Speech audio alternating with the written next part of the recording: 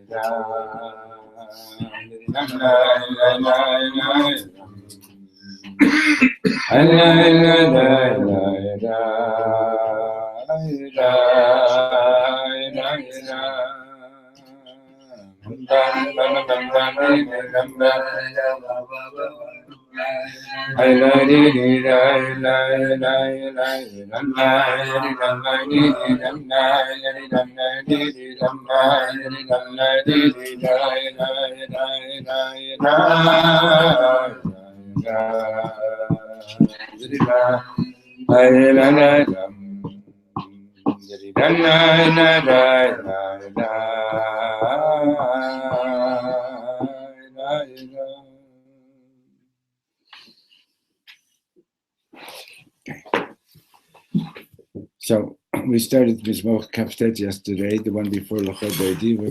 We didn't finish it at all. So if you have a sitter near you, you also take a sitter. And then we're going to have a look what Reb Shlomo has to say. Maybe there are siddur. Take a couple more. Okay, you guys have a book to look into? Good. We're in Okay. Siddur. The way before L'chol B'Edi. The thick one. It's called.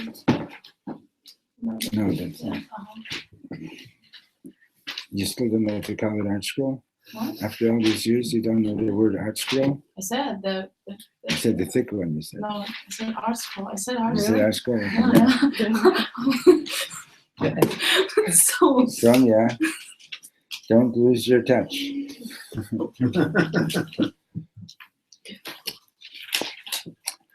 Okay, so we've been learning, right, that the way the Kabbalat Shabbat is organized is that there are 6 mizmorim before. There are 6 mizmorim before L'chol B'Edi, and you might. What's your name again? David. And one before. I'm sorry, then one after L'chol B'Edi, and the 6 are corresponding to the 6 days of the week. So it's like getting ready for going into Shabbat, right? And we've been looking at each one, sort of vaguely trying to find the relationship between the Mizmor and the relationship between the Mizmor and the day of the week and so on, right? So, so on the 6th day, whether the Hashem, okay, looks like they came in. Maybe not. On the 6th day, God created you. Right? Man was created on the 6th day. And this is the time. Sounds like a caravan. And we mentioned yesterday that the energy in the singing and in the davenings changes at Mizmor David. The custom is to stand up, right? It's like It's like you're jumping off a diving board, right? Like while you're walking up the ladder to the diving board, you're fine. And once you get onto the diving board, then it's like, okay, come on, go. And somebody's behind you, like, what are you waiting for, right? You got to just turn up your energy to get going, right? Okay, so we started looking at the Mizmor itself yesterday. Before we look at what Shlomo was saying, let's just continue with the Mizmor a little bit. Okay. Anybody wants to see that? So I just saw in the Midrash, Mizmor LeDavid, Havul Hashem B'nei Elim. Yesterday we translated B'nei Elim as the children of the mighty, right? But there's an interesting Midrash also. Elim, the Midrash for some reason or other relates it to the word Ilmim. And the Midrash explains that there's we go through life experiences, some people do, many of us do, I guess, where a person feels that, like, God, I've got some complaints to make.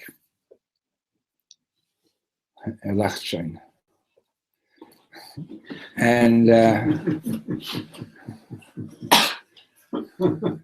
I mean, you don't have any complaints, don't worry. how can one complain to God? No, you can't. That's what I'm saying. So he's saying over here, like the Medrash says, we're B'nai Elim, that Avram had what to complain about, but he didn't complain, right? And Yitzchak had what to complain about. And Elim meaning Ilmim, not yeah. speaking. Alim, yeah. But how the Medrash goes from that word to that word, I don't know. But in any case, but that's basically, it's like a very, very deep faith to be able to say that whatever is happening, it's gamzul l'tova, it's all for the good, and we mamish have to like come towards Hashem, saying, I'm here with you anyway, right? And we explained yesterday that the word havu Hashem, havu is from latate, give to God. Hav is the shorish, is the root of ahava, right? And that to love is to give. And so it says, and by the way, the name of Hashem appears 18 times in this Mizmor, and it's from this Mizmor that the Gemara learns that we do 18 brachot in the Amidah, and the word kol appears 7 times, and it's from this that we learn. It's from this that we learn to do 7 blessings in the Amidah of Shabbat and Yom Tov. Okay, so Havul Hashem. You can move the radiator away, and then there's going to be more space. Push it into that. Perfect. It might be a little bit hot. Yeah. Here, come. Please come. Speaking of the bracha, they're coming in the bracha today. Yeah.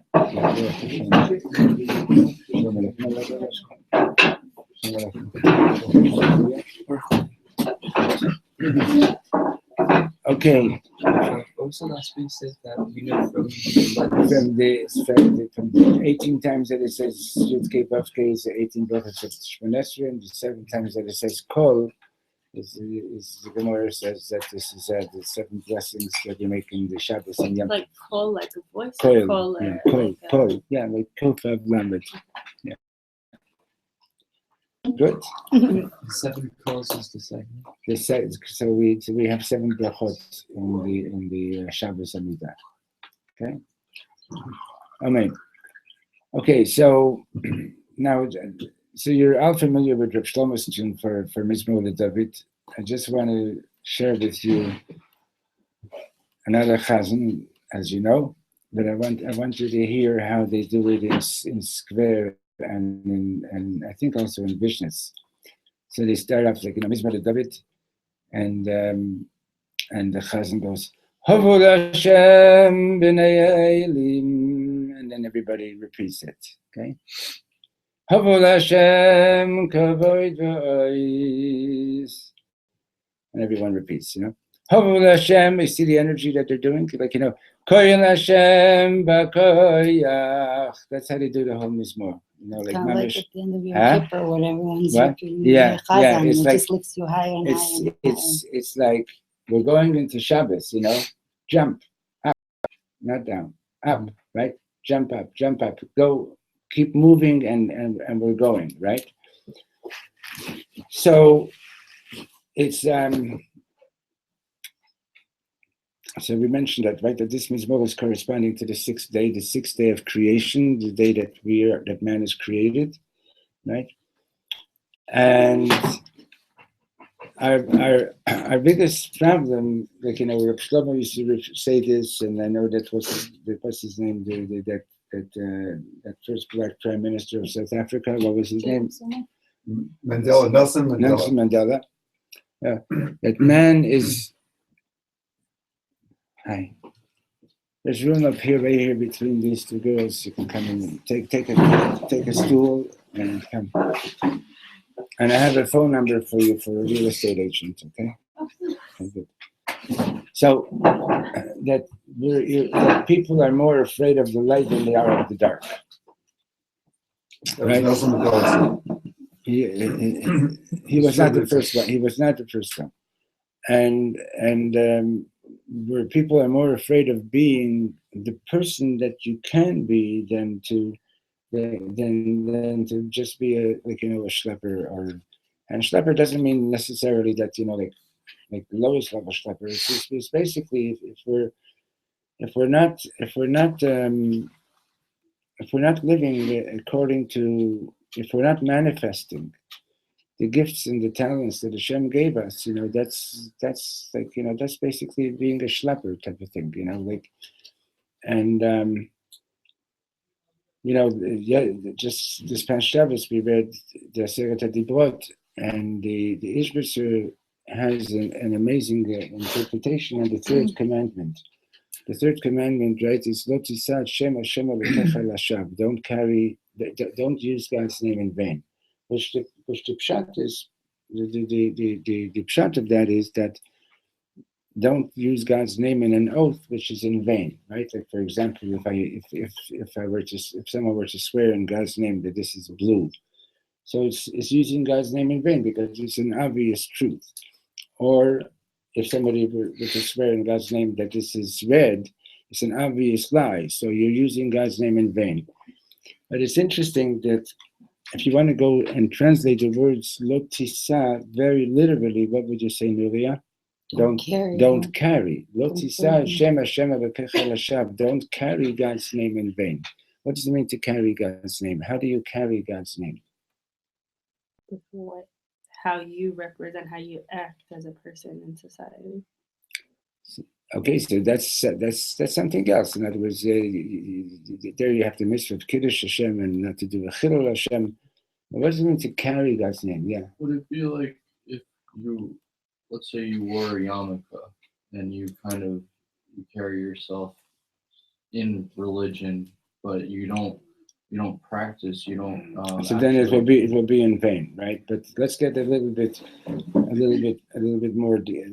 deeper. Yeah. I would think it sounds like we as people have a mission to channel godliness into this world, and how we channel that into our existence is through our free will.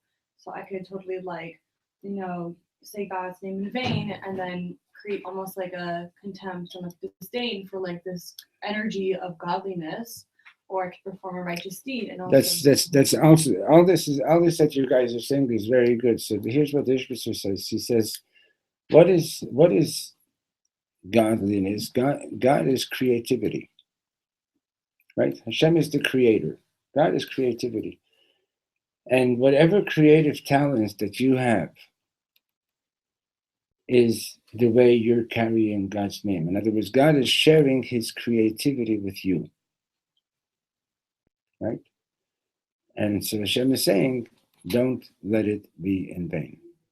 In other words, I gave you, I'm sharing with you this power of creativity. Don't let it be in vain, right?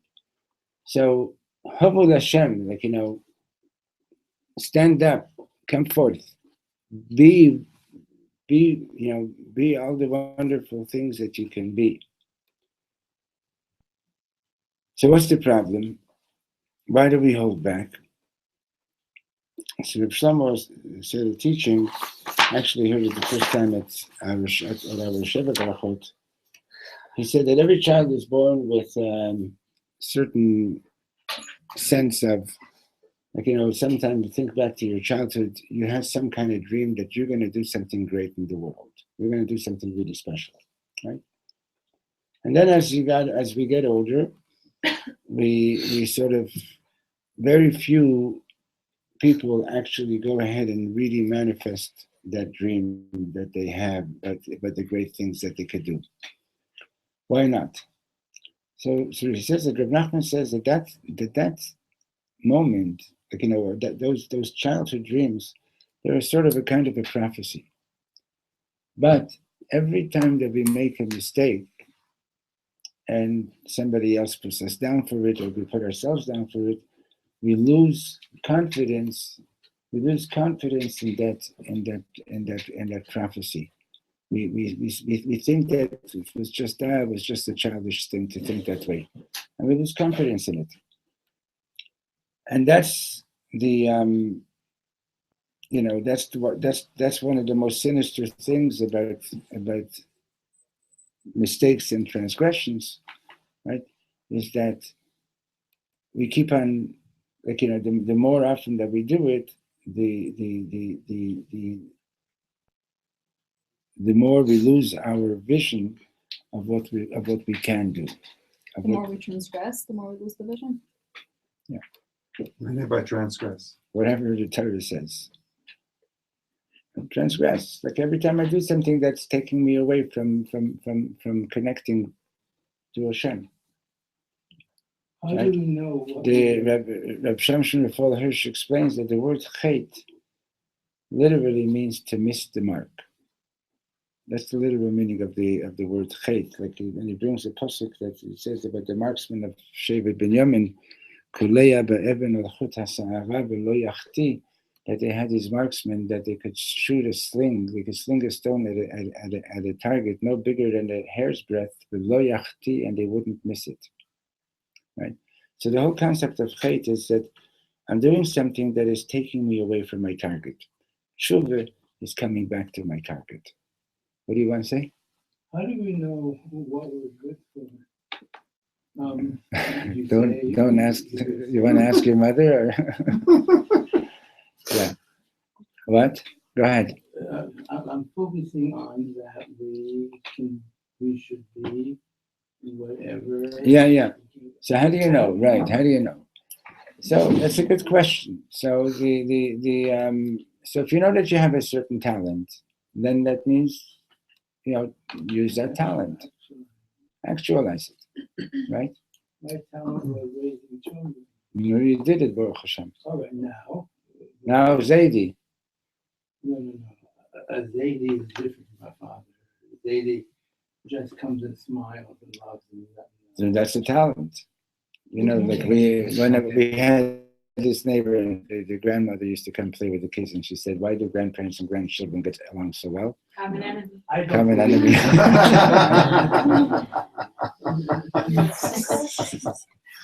Because grandma lets the grandkids eat the ice cream for breakfast when mom says you can't have ice cream for breakfast. Anyway, so okay, so sometimes you need to talk it over with a good friend to figure out what it is that you need to be doing and so on. And sometimes it happens to be that, like the Karliner says, that which is your biggest challenge is that which is the hardest thing for you to do might be the thing that you really came to do in this world. Okay. So so Rav Nachman says, so what do you do if you're feeling so broken that that you're on the verge of despair? You should be blessed to have a good friend, because when you have a good friend, right, your confidence is restored. Right? A good friend sees that sees the good in you, doesn't lose sight of the good in you, and this is again Reb Nachman's famous teaching of Azamra. Like, as long as you keep focused on the good points, that's the space that you go into. Okay, so let's go on. So you see that the whole Mizmor is all about, recognizing that it's all gifts from Hashem. And so the first three, Havul Hashem, right? Attribute to God, give Hashem his honor, his love, give him honor his name. Hishtachavul Hashem B'Adgat Kodesh, bow to God in beautiful holiness. Now, Koil Hashem al Hamoim, the voice of God is above the waters. Keila Kavot Hirim, Hashem al Maim Rabim, Koil Hashem B'Koach, right? Put your energy into it, right? Like Shabbos is not stam like, oh, I worked so hard all week and now I'm just so exhausted, and thank God I have a day to sleep a little bit more, right? But put your energy. I used to go to, there was a long period in my life that as soon as the Shabbos candles were lit, like something switched off in my head, and I'd go to shul, and I remember one mincha, I fell asleep in the middle of the Amidah standing. My siddur fell out of my hand 3 times. The whole shul would turn around, oh, it's Sholem. And I'd barely stay awake till Kedusha, and after Kedusha I'd sit down. The next thing I knew, people were saying, good Shabbos, good Shabbos, good Shabbos. And what? Like I sleep through the whole davening, And one shul, like Mamish, they couldn't wake me up. They actually locked me in, and they had an alarm system. But I had experience. And so it's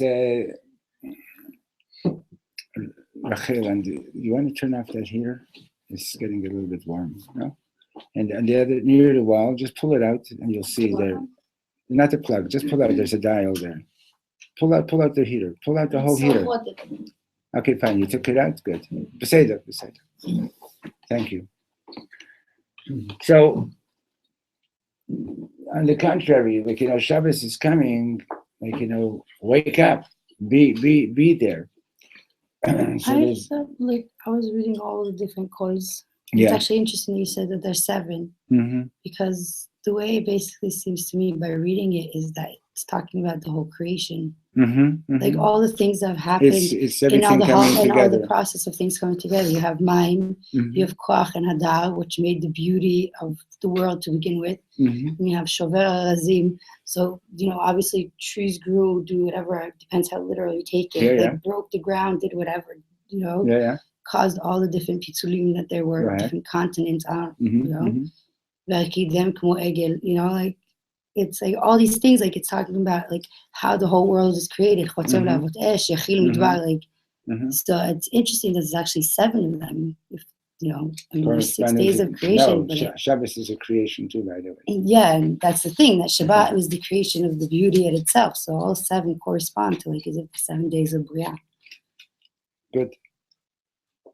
Very interesting. I never noticed that before. Yeah. If you take the time to read the Tehillim carefully, you'll see that I always liked it. It's not stamp that that we've been reading the same Tehillim, Sefer Tehillim for thousands of years already, right? Okay, so there's a famous. There's a story about the Or Chaim HaKadosh. You've heard of the Or Chaim HaKadosh, Rabbi Chaim ben Akar. He lived at the same time as the Baal Shem Tov. In fact, the Baal Shem Tov tried to come to Israel because he wanted to get together with him. Twice he tried, and Min HaShamayim, he didn't manage to get here. And they say that had the Baal Shem Tov and the Or Chaim been able to get together, they would have brought Mashiach. These were the two holiest neshamot in that generation. Rabbi Chaim ben Attar. So the story is like this, that so he used to, like, there was a time that rabbis didn't want to be rabbis. They made their parnasah by having a profession. Some were doctors, and Rabbi Chaim ben Attar was a jeweler, a goldsmith, whatever it was. In any case, so he lived in Fez, if I'm not mistaken, and there used to be this business called piracy, and people would be captured at sea, and then they would be brought to shore and sold as slaves. So when the pirates managed to capture some Jews, they were really happy because they knew that they would get a good price for them. So there was this family that was brought to Fez, and the pirates wanted 300 gold coins. So Reb Chaim ben Attar went out to collect the money. Now in the marketplace, there was this guy, I don't know, maybe his name was Mordechai, doesn't matter. And he was a horse trader. Horse traders were like, same thing like used car salespeople, if you know what I mean. Sold used horses. Every car is excellent until you buy it. Actually, I know one used car salesman that if anybody wants to buy a car, like, I know that you're going to get an honest deal, okay? But like really. So there was this guy, Mordechai, that he was like sort of like already 1.5 feet out of the community. Like, he was still Jewish, but, like didn't do much. And generally people stayed away from him. And if there was a need to raise money for tzedakah, they didn't bother because he usually didn't contribute. And Reb Chaim ben Attar was walking past this place, and he decided, why not? He'll ask him. So he comes to this Mordechai and he says, I need to raise money to ransom the families. So strangely, he doesn't know without knowing what possessed him, he said, how much money do you need? So he said, I need 300 gold coins. So he says, do you know how to sing? He says, if I have to. So he said, I'll tell you what, I'll hitch you up to one of my wagons and I'll sit with my whip in my hands, and you'll pull the wagon up and down the marketplace for half an hour singing Kol Nidre, then I'll give you all the 300 gold coins. Reb Chaim ben Attar says, it's a deal. And Mama, she hitched him up, because if he was a horse. Hi. He hitched him up, and he's pulling the wagon up and down the marketplace, singing Kol Nidre, and people are shocked because you're talking about the Tzaddik Hador, okay? But somehow Reb Chaim, managed to convey to everybody, don't mix in. Anyway, he did it for half an hour, and after half an hour, Mordechai says, oh, you were a good sport, here's the money. And Reb Chaim thanks him, and he goes and pays the ransom and liberates the family. Hakol Beseder. In the meantime, the afternoon is coming to an end,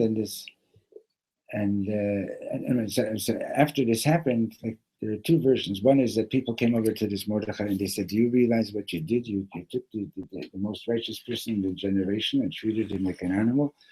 The other version is that nobody had to tell him, because as soon as he gave the money for the tzedakah, he himself experienced the tremendous elevation of his consciousness and soul, that he himself realized he had done something that wasn't right. So he finds Reb Chaim's house, and he comes to Reb Chaim, and he falls in front of him, and he's crying, and he says, I'm begging you, forgive me. And Reb Chaim says, you don't need to be forgiven. You did such a big mitzvah. You saved the whole family. He says, no, you have to forgive me. And Reb Chaim says, you don't need to be forgiven. You did such a great thing.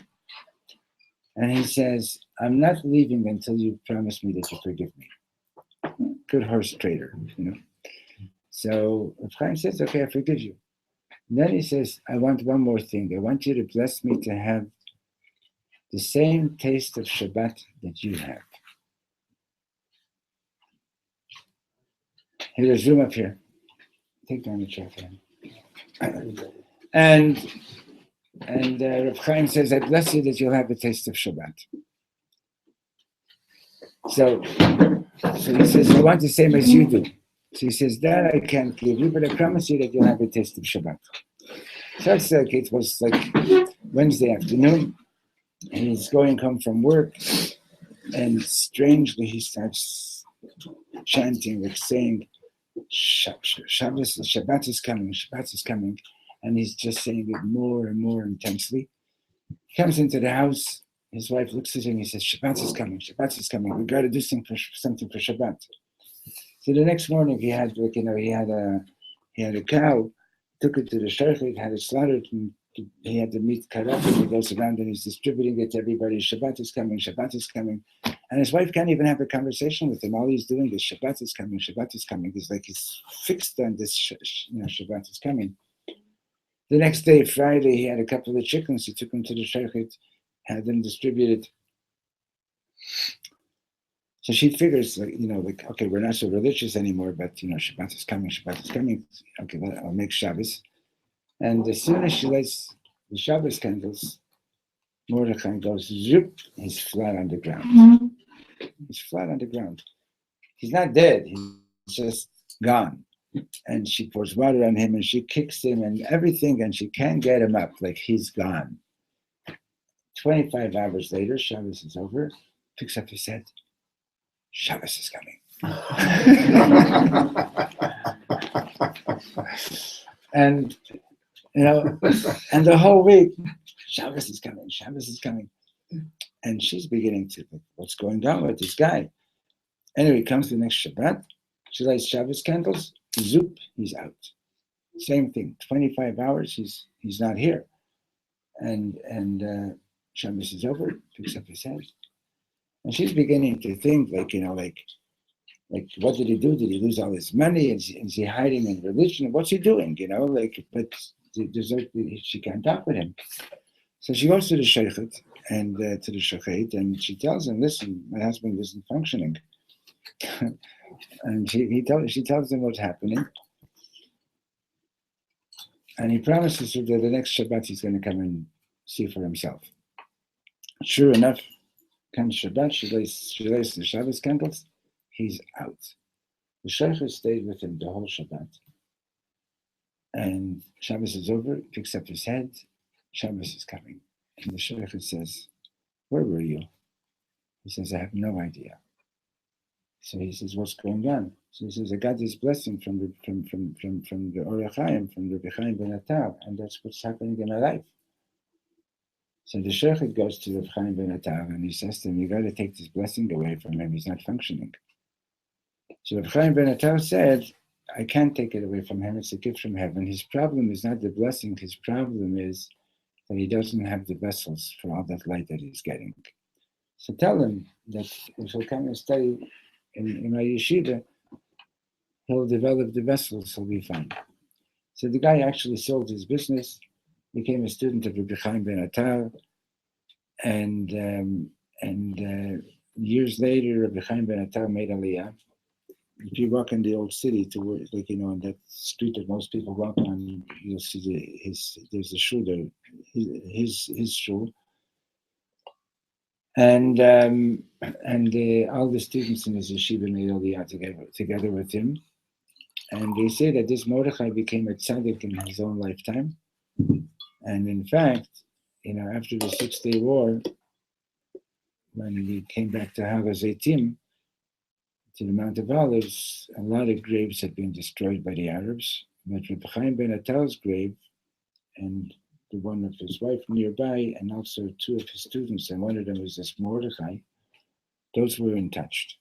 And they asked one of the Arabs, like, how come these graves were not damaged? And the guy said, don't think we didn't try. But anybody who tried to come close started freaking out. Anyway, so Shabbat is coming, Shabbat is coming. It's like, get your energy together, right? And that's what this mizmor is all about. It's and like Nuvia was saying, it's not just about you. It's about being aware of the whole creation, and let's manage to get into Shabbos, right? So let's see what Rav Shlomo has to say. Page 104. I'm working with you. They have a look at it. Okay, everybody has more or less. Yeah, that's always true. Everybody has more or less. What do you do with it that matters? Right. So, Mizmor David. Now we notice that this Mizmor ends with the words Hashem Lamabul Yashav Vayeshev Hashem Melech Leolam. Hashem was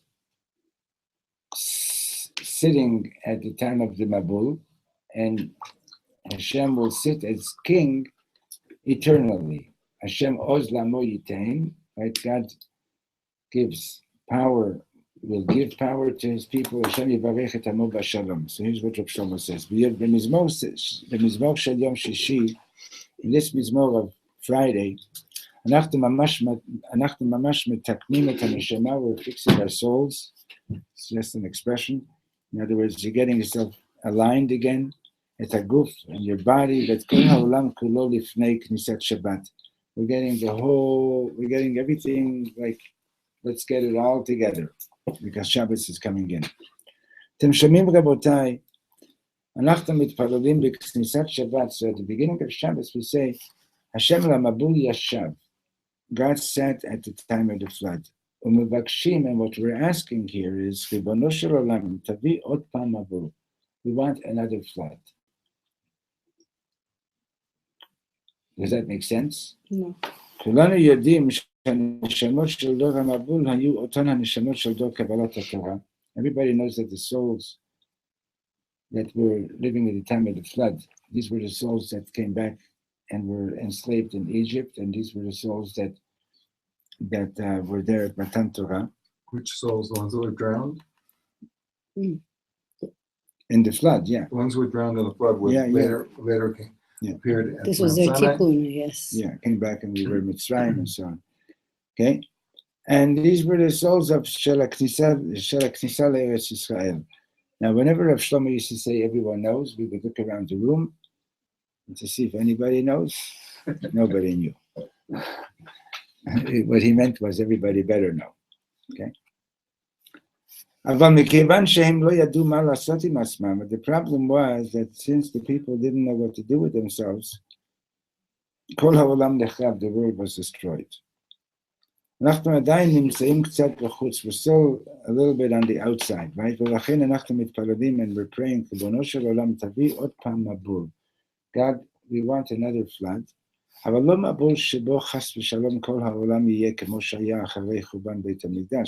a flood that will leave the world destroyed like after the destruction of the temple. Ela, Mabul sheyichayeh et kol ha'olam. We want a flood that's going to give life to the whole world. Ma ze Mabul? Ze davar b'li ma'asor. What is the meaning of a flood? It means something coming down without stopping. B'li hafsaka, without any interruption. Et hakol. Everything is happening. Right? So, Rabotai, ani yodei al atzmi v'al rof ha'chevre. I know about myself and I know about that this is true for most of the chevre. Hayom anachnu mukhanim lekabel et haTorah. Are we ready to receive the Torah? Et kol haTorah kula. Are we ready to receive the whole Torah? Or am I just picking and choosing parts of it? Right? Hayom anachnu mukhanim lekabel ahava mi'od adam. Am I ready to receive love from another person? Mamash al sof ha'olam, eternal love from another person. Love, unfortunately, we're not. Right? Some people we want them to love us, and some people we don't want them to love us so much. Right? We're not ready. אנחנו מוכנים רק לקצת, we're ready just for a little bit of Torah, a little bit of love. טיפה כאן, טיפה שם. One drop over here, one drop over there, right? קצת Shabbat, a little bit of Shabbos, קצת Yom Rvi'i, שם.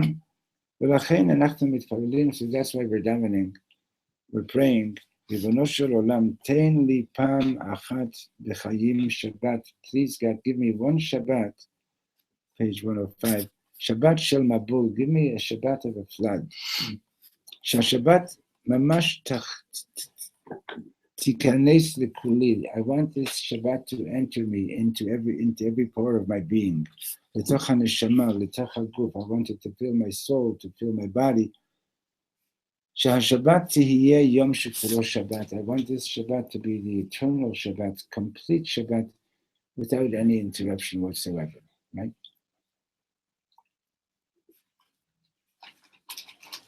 That's the ideal. Huh? So that's, in other words, so this whole is more, right? It's and that's why it ends off with Hashem Lamabu Yashav. We want to be flooded with Shabbat. Okay? We want it to be eternal. This morning we were learning, and we learned it over here the other week. In if you take a quick look at page one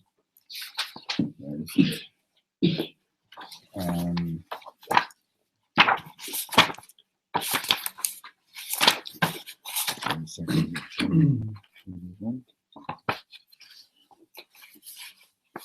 If you take a look at page 90,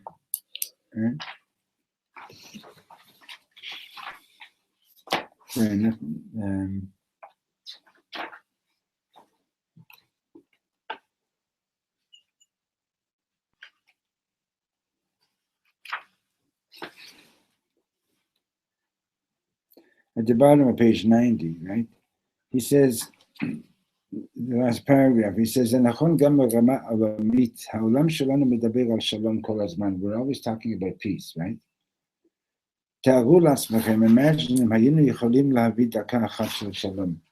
Imagine if somebody could organize 1 minute of peace across the world, for the entire world.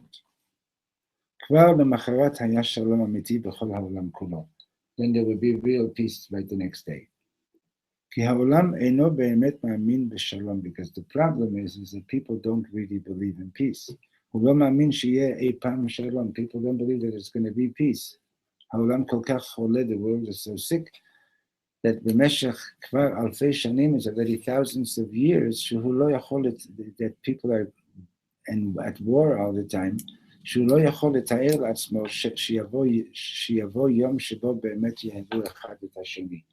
That people can't even imagine anymore that there will be a day that is going to be real peace. Okay, this is the big problem. And going into Shabbat, right? We say Shabbat Shalom Mevorach, right? Like, people say Yom Shekulo Shabbat, and the day that's going to be eternal is Shabbat. Honestly speaking, I don't know about you, but it's not easy to imagine, right? Not easy to imagine Yom Shekulo Shabbat, right? Because we're so stuck down here, right? So the thing is that Shabbat Hashem has compassion on us. He gives us an Neshama Yisrael. He gives us an additional soul. He gives us, and like we were learning the other week about Neshama Yitira, right? In other words, that the more we put into focusing our will on being connected with Hashem, the Neshama Yetira comes down to us on Shabbat, and Hashem makes it known to us how much He wants to be with us. Okay, so to be open to that, to be open to living that way, right? Now, the word kol, I don't know if I mentioned this yesterday. Did I speak about the dictionary yesterday? No? Kol? Was that the door? No? Maybe. I don't think so. No? Okay. So, but I for sure mentioned it last week a little bit, but it's good to go over it. Yeah, we spoke about it yesterday, if I'm not mistaken. The sound of Hashem, right? To hear the sound of Hashem, to hear, bless you, to hear the power of His voice, right? Just to hear the sound of God's voice, right? If we could do that, everything would be like that's what Hashem wanted before He gave us the Torah. Before Hashem gave us the Torah, Hashem sent Moshe Rabbeinu, tell the people, all I want them to do is to hear my voice. Where? In everything. Right? To hear my voice in everything. And to hear it in the roar of the ocean, to hear it in the rustle of the leaves in the forest, to hear it when you're among people, and to hear the way and the way we're interacting with each other, to hear it when you pick up your children in the morning when they wake up, to hear the voice of God, right? And to be connected all the time. So I was about to say unfortunately, I don't know if I should say unfortunately or not, but our response was to Moshe, tell God that we want to hear words. We don't want to hear just the voice. We're not ready to just hear the voice. Okay. And Moshe goes back and tells that to Hashem. And Hashem sends him back again. This is in last week's parasha. Hashem sends him back again and say, I want you to hear my voice. And our response is, we want to hear words. Right? We spoke about this a couple of days ago. Mm-hmm. And the thing is that when you hear words, right, words are already, it's voice that is cut off, right? Like, when you speak a word, it stops at some point, right? You can't just say word, voice can go on the entire time, right? Hashem wants the connection to be continuous. With words, it's you okay, I heard the word, and now I can not hear it, right? But with voice, if you're hearing the voice, you're hearing it, you hear it all the time. And so what Rav Shlomo was saying in explaining this mizmor is like, okay, God, whatever happened until now, but however well or not well I was relating with Shabbat until now, I want to jump into Shabbat. I want to hear the voice continuously. I want to hear your voice. And you know that that voice can be very healing. Right?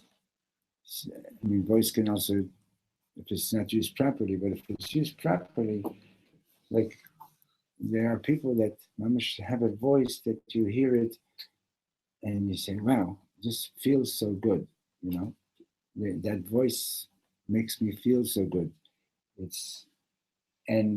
But the really important thing is to know that you can have that too. You can have that voice. Right? If you get yourself into the right place, into the right space, your voice can be very, very healing.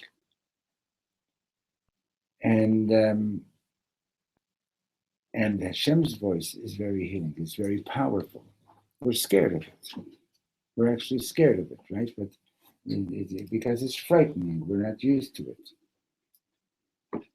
And we should be blessed to hear the voice. Okay.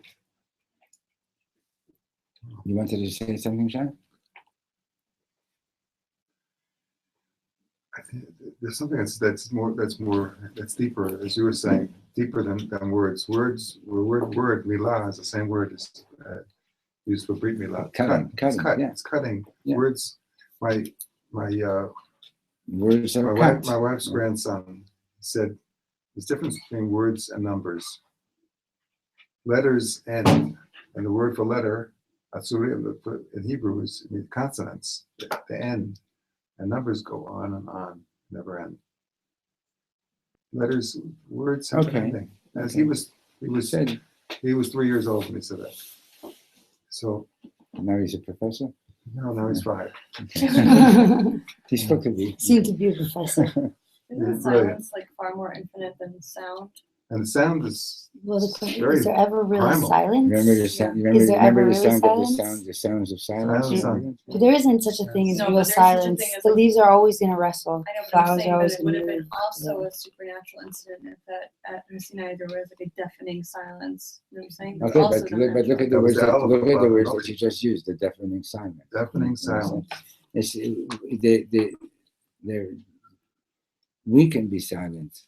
We can be silent, and that's very deep. And that's why that midrash that we mentioned at the beginning, Havol Hashem b'nei Elim, right? You know, like that midrash is basically saying. I don't think I brought the point out, but I'm glad you're bringing it up. Is that yes, we have to be silent to hear. Okay, we have to be silent to hear the voice of Hashem. We mentioned that we're praying that we should have a flood of Shabbos. What about preparing like kalim for it? Is there anything? Well, that's the whole week you're preparing kalim for it. Of course, that's what he was saying. Is that the problem with once upon a time was we didn't know what to do with all of it. You understand? So But now we're ready for it. Hopefully, we're ready for it. But that's that. Give me a second. And that's what the whole week is about. It's like preparing for Shabbos, like preparing the vessels. And what are the vessels? Basically, to be in touch with what you really want to, what really is meaningful to you. I want to say one other thing, and that is, I had when you were talking about the flooding of being totally connected, reminded me and totally loving. Reminded me of the verse that we say after the Shema. Hashem Lokecha. Love your Hashem. Yeah. With all your heart, all your soul, with everything you have. That totality of connectedness, of loving. That reminds me of that. Yeah, yes. That's good. Okay, so now what follows over here is Ana B'choach in the Sfarad Nusach. I don't think it's Ashkenaz. We do it in Ashkenaz also. Oh, yeah? Yeah. Because, okay, good. Yeah. Sing it. So you know that this is a 42-word prayer. It was written by Rabbi Nechunya ben Akona back in the time of the Talmud. And it's actually it's the 42-letter name of Hashem. Okay. And it's based on a verse in I think in Pesach Mishpatim, and you'll see in some Sidurim, it's printed like this. You see, these are the 42 letters of Hashem's name. Okay, what Rabbi Nechunya ben Akona did is he put a word to each letter. Okay, now we're not to read. This is not to be read. And as you look at it, and the end of Ana B'choach is with Baruch Shem Kivod Malchuto L'Olam Va'ed, because you just finished saying Hashem's name, so you end up with Baruch Shem Kivod Malchuto L'Olam Va'ed, just like you say after Shema Yisrael. Okay. And what's special about the number 42? It's the answer to life. Say that again. The answer to life. Have you ever seen a book reference? Yeah, book reference. Sorry. Okay, but where's that? It's a fine. Where did that, whoever it is, plagiarize that from? What's 42 in the Torah? 42 stations. The 42 On stations the way in to the journey from the journey. Mitzrayim to Eretz Yisrael. We went, bless you. We were on a journey. There's tissues in the washing machine. We were on a journey. We had 42 stops around the world, right? In other words, so what 42 is representing is 49 also is significant, right? But the 42 is representing the 42 stations along the way to Eretz Yisrael. So in a sense, these 42 words, right, are related to. Is it actually? Yeah, it's Hold on, let me just double check that. I think it's actually 49. I may have made a mistake just now. Because they also correspond to Sfirat Omer. No, the name is 42. The name is 42, hold on.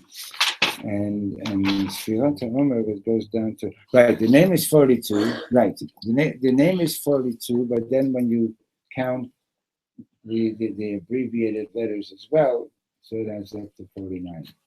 Okay, so like for example, during Sfirat Omer, the first day is Ana, the second day is Bechorach, the third day is Gedulat, and the fourth day is Mincha, Tati Tzeruva, and then on the seventh day we look at the Aleph Bet Gimel Yud Tav Tzadik. Okay, so that's how it comes to 49. But the name is 42, and that's the 42 stations to Eretz Yisrael, and that. Every time the 6 is complete, every time a group of 6 is completed, you sort of like bring all 6 together to make the 7th. Okay. So there are some good translations of this prayer, and in a certain sense, it makes sense that it was put here into Kabbalat Shabbat, because like we've been talking the whole week about. That's going into Shabbat is the journey from the week into Shabbos. Is the journey from Chutz La'aretz into Eretz Yisrael, right? Even while you're in Israel, you got to do this journey from Chutz La'aretz into Eretz Yisrael. Slavery to freedom. Okay. Okay. So how should we? So, okay, so we got to at least sing Lecha Dodi a little bit, okay? And then we'll continue tomorrow with Lecha Dodi. So, Rav Nachman.